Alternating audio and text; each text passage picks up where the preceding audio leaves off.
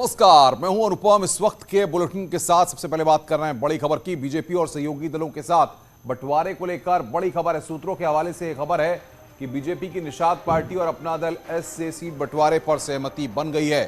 अपना दल एस 15 सीटों पर लड़ेगी, जबकि निषाद पार्टी 10 सीटों पर चुनाव लड़ेगी। कल एनडीए की तरफ से प्रेस कॉन्फ्रेंस करके जानकारी दी गई कि एनडीए पूरी 403 सीटों पर चुनाव लड़ेगा, लेकिन सीटों के बंटवारे का ऐलान नहीं किया गया। और इस वक्त जो जानकारी हमारे पास आ रही है उसके मुताबिक सीटों के बंटवारे का औपचारिक ऐलान बीजेपी और सहयोगी दलों में सहमति बन गई है। आपको बताएं कि 15 सीटों पर और 10 सीटों पर ये यहां पर बीजेपी सहयोगी दलों में सहमति बनी है। निषाद पार्टी 10 सीटों पर चुनाव लड़ेगी। उत्तर प्रदेश का अपना दल है 15 सीटों पर। यह बड़ी जानकारी आ रही है। सीटों के बंटवारे का औपचारिक ऐलान यहां पर हो गया है। पार्टी के कार्यकर्ता तैयारी कर रहे हैं। जीत के समीकरण में थे सारे लोग, खुशी खुशी हमारी पार्टी के लोग और भारतीय जनता पार्टी के लोग। हम लोग सहयोगी दल हैं, सहयोग करके सहयोगी दल के रूप में 2022 की सरकार बनाएंगे। और निषाद पार्टी भी अच्छी भूमिका में, भारतीय जनता पार्टी अपना दल भी है। और हम लोग जितना भी 403 पर लड़ रहे हैं, एनडीए ने जितना सीट निर्धारित किया उससे कुछ अधिक जिताएंगे, तभी तो हम लोग मुख्य भूमिका में नजर आएंगे। और बातचीत करने के लिए राजीव तिवारी दिल्ली से हमारे संवाददाता हमारे साथ जुड़ रहे हैं। राजीव, जिस तरीके से सहयोगी दलों को साथ लेकर के बीजेपी आगे चल रही है, कल एनडीए ने तमाम संकेत इस बात के दे दिए थे कि सीटों पर बातचीत फाइनल हो गई है, अब औपचारिक तौर पर ऐलान भी हो गया है। उम्मीद जताई जा रही है कि आज जो है लिस्ट जारी हो जाएगी दोपहर 12 बजे के बाद। जो खबर आ रही है इसमें यह है कि पहले जो है अनुप्रिया पटेल अपना दल जो है ये 36 सीट मांग रही थी और ये निषाद पार्टी जो है 15 सीट मांग रहे थे। तो कई दौर के मंथन के बाद जो है इस गठबंधन को लेकर जो है सीटों का जो इन लोगों का शेयरिंग था वो फाइनल हो गया है। 10 और 15 का फाइनल हुआ है जो बताया जा रहा है। और उसके बाद आज उम्मीद जताई जा रही है कि आज 12 बजे लिस्ट जारी हो जाएगी, तो उस समय सारा पिक्चर क्लियर हो जाएगा कि किसे कितनी सीट दी जा रही है। जी क्या माना जाए, जीत का फॉर्मूला जिताऊ और टिकाऊ के फॉर्मूले पर भी जो गठबंधन के बाकी दल हैं उनको सहमत किया गया है?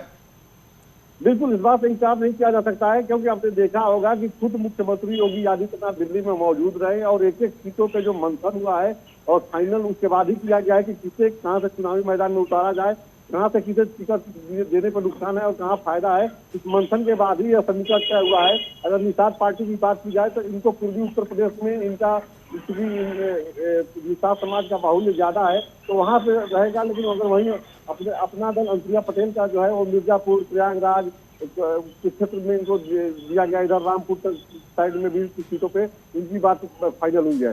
तो ऐसे में एक एक सीट पे मंथन होने के बाद 403 सीटें सभी सीटों पे मंथन होने के बाद फाइनल हुआ है कि किसे कहां से चुनावी मैदान में उतारा जाए, सहयोगी दल के लोगों को कहां से उतारा जाए, बीजेपी के लोगों को कहां से उतारा जाए। तो पूरा राजीव, आप नजर बना के रखिए, आगे भी हम आपसे अपडेट लेंगे। इस बीच बड़ी खबर आ रही है, बीजेपी के टिकटों का ऐलान आज हो सकता है और आज भारतीय जनता पार्टी अपनी लिस्ट जारी कर सकती है। दिल्ली में कल बीजेपी की केंद्रीय चुनाव समिति की बैठक हुई, जिसमें सभी सीटों पर चर्चा हुई है और करीब 60 नामों पर सहमति बन गई है। आज इन 60 नामों के साथ भाजपा अपनी लिस्ट जारी कर सकती है। सीएम पुष्कर सिंह धामी, प्रदेश अध्यक्ष मदन कौशिक दिल्ली में मौजूद हैं। राज्य नेतृत्व की तरफ से दी गई लिस्ट पर यहां पर चर्चा हुई है। इसके बाद 60 नाम फाइनल कर दिए गए हैं। संसदीय बोर्ड की बैठक के बाद आज 60 नामों का ऐलान किया जा सकता है।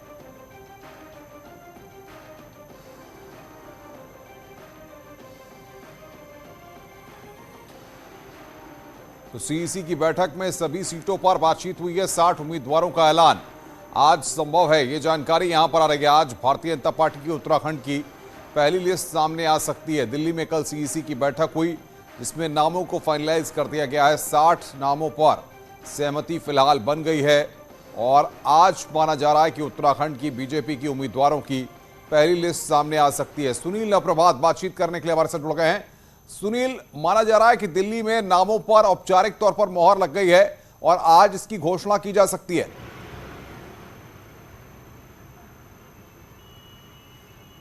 बिल्कुल अनुपम, और जहां तक संभव है 12 बजे से पहले ये लिस्ट जारी हो सकती है। और जो बीजेपी के सूत्र जो बताते हैं, जो सूत्रों से जानकारी आ रही है कि बीजेपी ने जो पहले प्लान किया था कि 15 से 20 जो सिटिंग विधायक हैं उनके टिकट काटे जाएंगे ताकि एंटी इनकम्बेंसी को कम किया जा सके, लेकिन अब इसमें ये स्ट्रेटजी बीजेपी ने चेंज की है। और जो हमारी जानकारी है 8 से 10 सिटिंग विधायकों के बीजेपी टिकट काटने जा रही है, और ये टिकट इनके जगह जो नए चेहरे होंगे वो पहली सूची में आपको देखने को मिल सकते हैं। 10 के आसपास सीटें होल्ड पे रखी गई हैं, जिनमें कोटद्वार है, डोईवाला है, कर्णप्रयाग है, टिहरी सीटें हैं। ये कुछ सीटें हैं जो होल्ड पर रखी गई हैं। इनको दूसरी लिस्ट में, यानी कि कांग्रेस की सूची जब जारी होगी उसके बाद बीजेपी इन सूची पर विचार कर सकती है। अभी बीजेपी लगातार हरक सिंह रावत की मूवमेंट भी देख रही है कि हरक सिंह रावत को लेकर कांग्रेस का क्या रुख रहता है। बीजेपी की जो दूसरी सूची होगी वो बहुत कुछ हरक सिंह रावत के रुख पर और कांग्रेस के प्लान पर भी डिपेंड करेगी कि उसमें दूसरी सूची में कौन कौन से नाम देखने को मिल सकते हैं। बिल्कुल बिल्कुल सुनील, जाहिर तौर पर ये बहुत महत्वपूर्ण बात आपने की। अभी थोड़ी देर पहले न्यूज 18 ने इन सभी बिंदुओं पर सीएम धामी से बातचीत की है, सुनिए जरा। उत्तराखंड के मुख्यमंत्री पुष्कर सिंह धामी जी मेरे साथ हैं, मॉर्निंग वॉक पे निकले हैं, दिल्ली में हैं, टिकटों को लेकर लगातार मंथन हो रहा है, लेकिन मॉर्निंग वॉक पे निकले हैं। चला सर, देखा जाए तो देहरादून से लेकर दिल्ली तक जो है तापमान में गिरावट है, कड़ाके की ठंड है, लेकिन वही सियासी पारा पूरी तरह से गर्म है। देखिए, लोकतंत्र का पर्व है और सभी लोग इसमें भाग लेना चाहते हैं। और हमारी पार्टी में भी, चूँकि हमारी पार्टी आज विश्व की सबसे बड़ी पार्टी है और लोकतांत्रिक प्रक्रिया के तहत चलने वाली पार्टी है, हमारे सभी नीचे से मंडल स्तर के सभी कार्यकर्ताओं के बीच में से रायशुमारी हुई है, जिला स्तर के कार्यकर्ताओं से रायशुमारी हुई है। उसके बाद प्रदेश समिति ने नाम चयन किए हैं और प्रदेश समिति ने जो नाम चयन किए हैं उसको केंद्रीय चुनाव समिति को उनके सामने रख दिए हैं।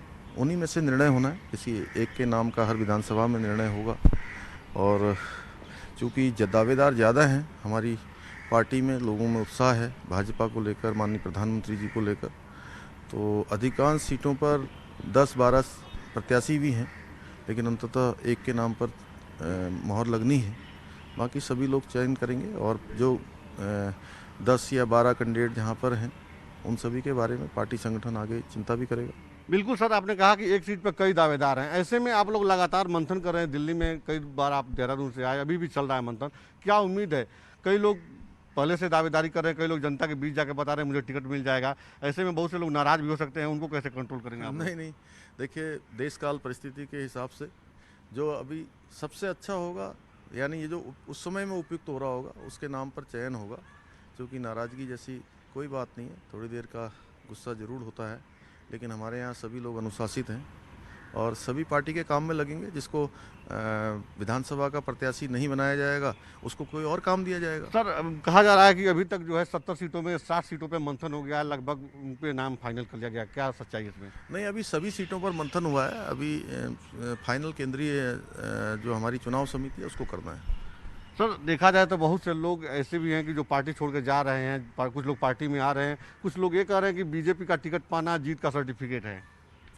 इस समय मैंने कहा कि भारतीय जनता पार्टी दुनिया की सबसे बड़ी पार्टी है और हमारे पास दुनिया का सबसे बड़ा नेतृत्व है माननीय प्रधानमंत्री नरेंद्र मोदी जी के रूप में। तो सभी लोगों को और उत्तराखंड की जनता को भी, चूँकि पिछले 5 सालों में जो उत्तराखंड के अंदर 1.5 लाख करोड़ से भी ज़्यादा की योजनाएं स्वीकृत हुई हैं, जिन पर काम चल रहा है, बहुत सारी योजनाएं पूरी हो गई हैं, उसके कारण से उत्तराखंड की जनता ऐसी सरकार उत्तराखंड के अंदर चाहती है जो केंद्र में हमारे प्रधानमंत्री नरेंद्र मोदी जी की सरकार के साथ चल पाए।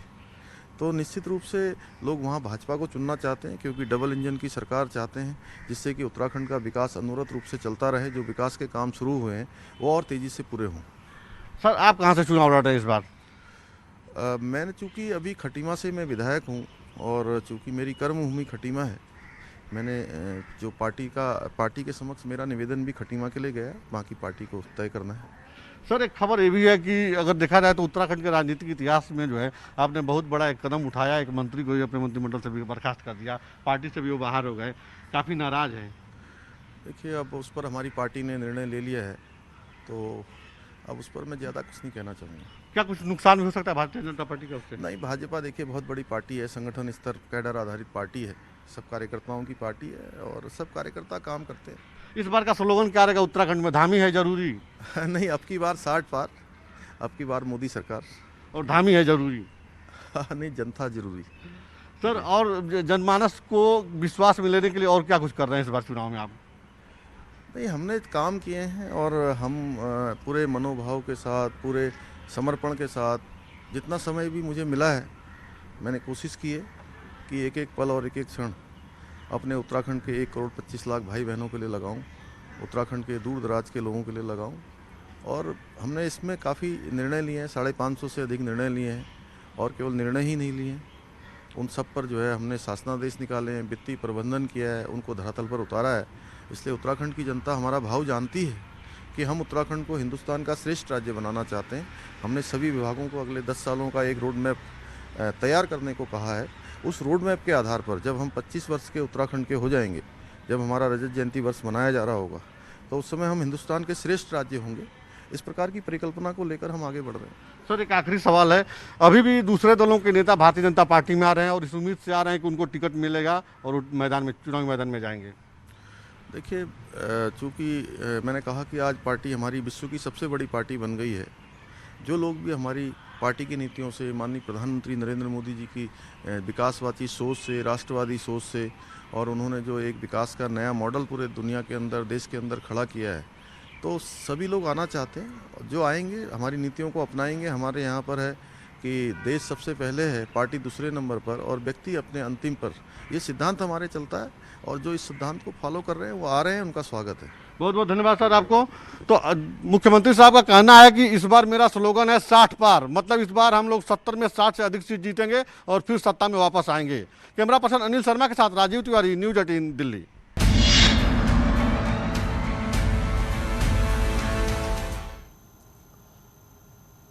रामपुर में अब्दुल्ला आजम के रोने को बीजेपी ने नाटक करार दिया है। बीजेपी नेता आकाश सेना ने कहा कि जिसने रामपुर की जनता को खून के आंसू रुलाकर घड़ियाली आंसू बहा रहा है, वो रामपुर के लोग अब्दुल्ला के झांसे में नहीं आएंगे। वहीं कांग्रेस के नेता काजिम अली खान ने कहा कि आजम और उनके बेटे ने रामपुर के इतने लोगों पर इतने जुल्म किए हैं कि उसकी भरपाई तो करनी ही पड़ेगी।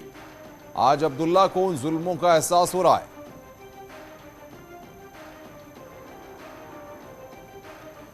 जिसने रामपुर की जनता को खून के आंसू रुलाया, वो आज घड़ियाली आंसू बहा रहा है। शर्म आनी चाहिए। सारा नाटक है। फिर से रामपुर की जनता को बेवकूफ़ बनाने की कोशिश है। ये आजम के जितने कृत्य हैं, आजम के जितने कुकर्म हैं, आज वो रामपुर की जनता के सामने है और इसका जवाब रामपुर की जनता वोट के रूप में देने जा रही है। सिर्फ ये नाटक है। आजम और आजम के बेटे ने हमेशा झूठे अफवाहों पर और झूठी बातों पर राजनीति की है और उसी को लेकर आज इस तरीके की बातें कर रहे हैं। जिन लोगों के ऊपर उसके बाप ने जुल्म किए थे, उसके बच्चे कैसे तड़पे होंगे। आज उस तड़प का एहसास उसे हुआ है।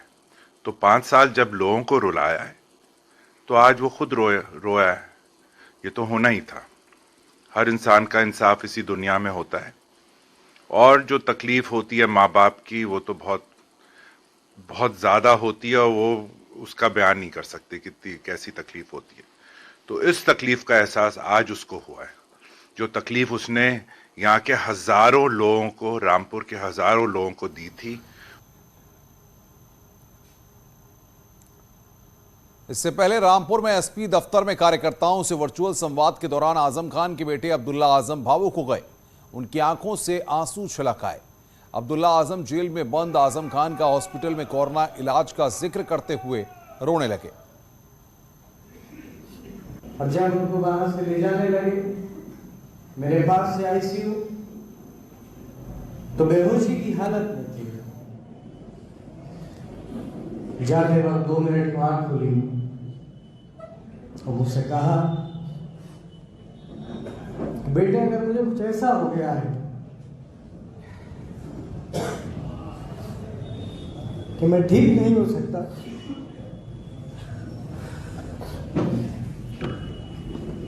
मैंने दुआ करी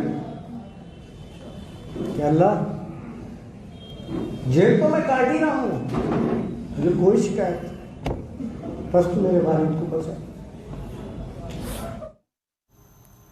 और बातचीत करने के लिए रामपुर से हमारे संवाददाता विशाल सक्सेना हमारे साथ जुड़ रहे हैं। विशाल, रामपुर का संग्राम भी बड़ा दिलचस्प हो गया है। अब अब्दुल्ला आजम भावुक हो रहे हैं, आंखों से आंसू निकल रहे हैं और भाजपा और कांग्रेस उन पर हमलावर है। जी बिल्कुल, मैं अनुपम आपको बता दूं कि जिस तरह से 23 महीने बाद जो है अब्दुल्ला आजम जेल से निकल करके बाहर आए जमानत पे, उसके बाद रामपुर का जो सियासी पारा है वो भी गर्म हो गया है।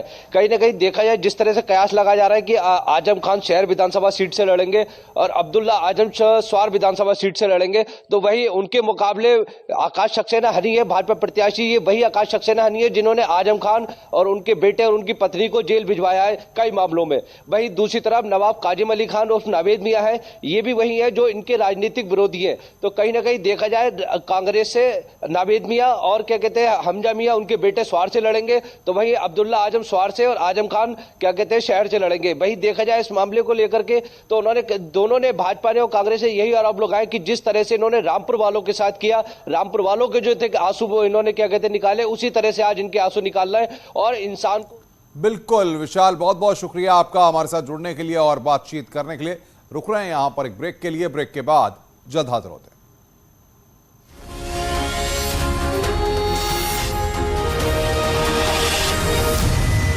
फ्लैग मार्च आम जनता को शांति बनाए रखने का दिया संदेश।